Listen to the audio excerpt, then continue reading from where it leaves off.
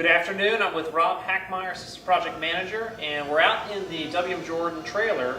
This is a trailer they've set up on site, so their guys are here every single day working. I thought today we'd come in and take a look at the blueprints so everybody could really get a great visual of where things are going, and then we'll walk out on site and take a look to see it in action. So Rob, can you talk us through primarily the hybrids? I know I've got a lot of questions about where exactly are those buildings located, because coming in from Loop Road, there's a big hill and you can't really see the hybrids. So can you talk us through exactly where those hybrid homes are located? Yeah, Barrett. So when you come in the main entrance to Lakewood, the sales trailer is here on the right. You keep coming up and all the existing cottages to your left are here.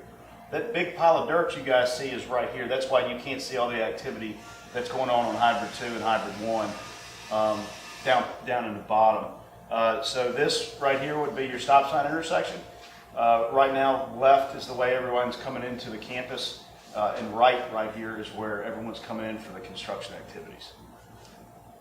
Okay, so with the two hybrid homes, I know I've seen some work of some retaining walls being put up. I think those are up right now, officially. Yeah, this one is almost all the way up. We have to leave it 2 courses low in order to put this slab in, and then once that's in, we can backfill all this and come up and cap those off. This one is about 50% done right now. These stairs are going to be quite complicated, so we want to make sure we use both of these walls on both sides as our real benchmarks, so we can work the math back out and get those things installed right. And then over on the south side of Villa 1, that wall is probably a third up right now. The tricky thing about these, as we're backfilling, coming up to this upper floor slab, we can't over backfill or they can't put the wall in, and they can't run the wall up so high that they can't run the structural support back. So they kind of got a stair step all the way up. Okay. So when you're coming up, this is where the clubhouse, if you look right past the stop sign, we've got a billboard right there. That's going to be the main entrance to the clubhouse. Here's where your main drive-through will be. So you literally come through that intersection, up under this canopy, which we call a porte cochere, into some parking spots, and then you can continue back down into the north side of the campus. Okay.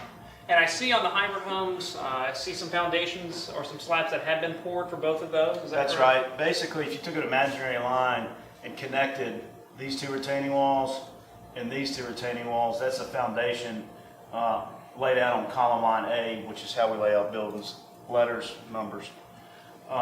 This upper slab for Villa 2 is going to be poured on Friday. They're up there laying it out, prepping it right now. Villa 1 slab will be poured the following Friday if this rain holds off. Okay. And as I look at the clubhouse, seems like things are moving right along, and I guess we have a closer shot right here of the clubhouse. So most of the walls have gone up, and it sounds like the majority of the walls have gone up. We're aiming to pour this slab on Thursday.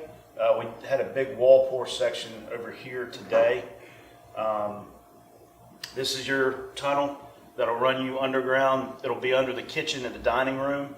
That'll tie you into the future connectors that are probably going to start here shortly. And I have a meeting with our residents on Monday to talk about the C, D, and E covered walkways, which will be coming away, and we'll have a connector that'll connect to the future building.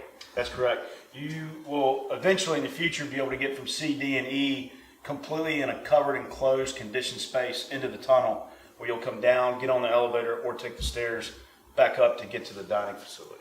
And I see on your drawing you got a key word here with steel. Mm-hmm. I know I've seen some steel deliveries coming out the last few weeks. Yep. Can you talk us through when that steel structure will rise? Yeah, after we get this slab in on Thursday, the steel guy's going to come back.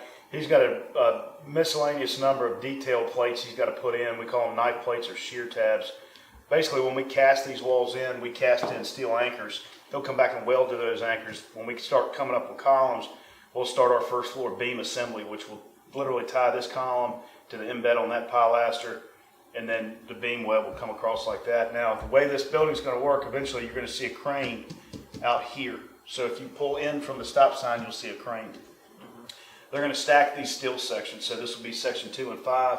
This will be section 3 and 6. This will be section 4 and 7. And I know it's kind of odd that you would think that this would be 1 and 2, but it's the way the fabricator originally had it drawn, and we didn't want to throw a wrench in his gears while he was midway through fabricating. Okay. And this, I'll start seeing this structure go up probably the middle of August? Middle of Is that what we're August. thinking? Okay. So a lot of action middle of August, and then the hybrids, I mean, those things are going really strong. It's nice to see that pile of dirt slowly go away. Mm-hmm. That dirt is going to backfill these areas, Yep. but then also backfill the clubhouse as well. Now, this big pile of dirt will be completely gone once we get the first floor slab in on these sections. Okay. We have to have that slab in to lock the walls in, because when you put lateral load on those walls in the backfill, if you don't have that top diaphragm in, it'll mess the walls up. Okay. This is great. All right, well, we're going to go outside, take a look so we can see all of this on the field. All right, we're back outside now, and so Rob, I see exactly what you're talking about with the retaining wall going up and the slabs are poured. Kind of walk us through. I see a little yellow machine over here that's looks like it's compacting some of the dirt. What is that? That's a sheep's foot. It rolls and vibrates. It's remote controlled, so you can run it from the bottom of the hill to the top of the hill. But it helps us get compaction we're required to structurally to have that wall operate the way it's supposed to. Okay. And how do y'all do that? How do you test to make sure the dirt is compacted?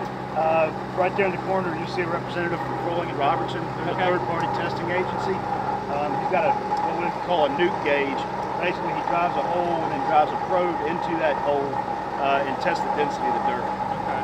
And I'm assuming throughout this whole project, there's constantly measuring dirt to make sure that all the foundations are solid. Oh, absolutely. So our buildings are going to be here forever. They're testing dirt, they test concrete, they're testing block, mortar, basically anything that's a structural element they would test. Okay. That makes us feel good from our investment standpoint to make sure that these buildings that we're putting in are going to be here forever.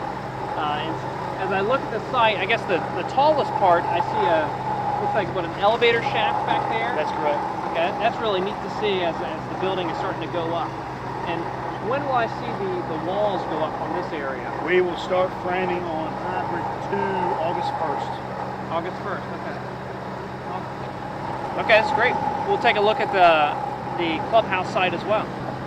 All right, Rob, so we're right on top of the site right now. And so kind of walk us through, I mean, you talked about some slabs being poured, some walls being poured, a lot of rebar tying things together. I know you kind of talked about this in the three different sections. Kind of tell us about those sections now we can actually see it. Okay. The steel sections I was talking about, 2 and 5, 3 and 6, and 4 and 7. Basically, we're cutting the building in thirds. We're kind of on line 1 to 4, 4 to 8, and 8 to 12. 12 being down here at the end of the garage where you enter the parking deck. I have a slab on grade scheduled for this week for sections 2 and 5. That'll release the steel guy to start welding his shear tabs and high plates on to receive beams after we set the columns. And so very shortly from now, I'll see the slab being poured for this section over here. Right. I'll see the walls going up over here in this section. And then next I'll see this slab poured, is that right? That'll be the next slab poured, yes. Okay, and then that slab. And then as behind us, you can see that the tunnel where the covered walkway will connect, so the connector will be connected. That's right. So I see steel on top of that. Is that the first bit of steel that's been delivered? That's the first bit of steel, as well as the steel beams you see behind us, Okay. and all the steel for the hybrids. There's a small amount of steel, a couple tube columns and a couple beams to carry the balconies up top over the garage. But other than that, there's not a lot of steel going on over there. Okay. But then the steel that's behind us, that'll start going up middle of August. Middle sometime? of August, yep. Okay. Okay, this is great. This is a nice visual to have of the future campus.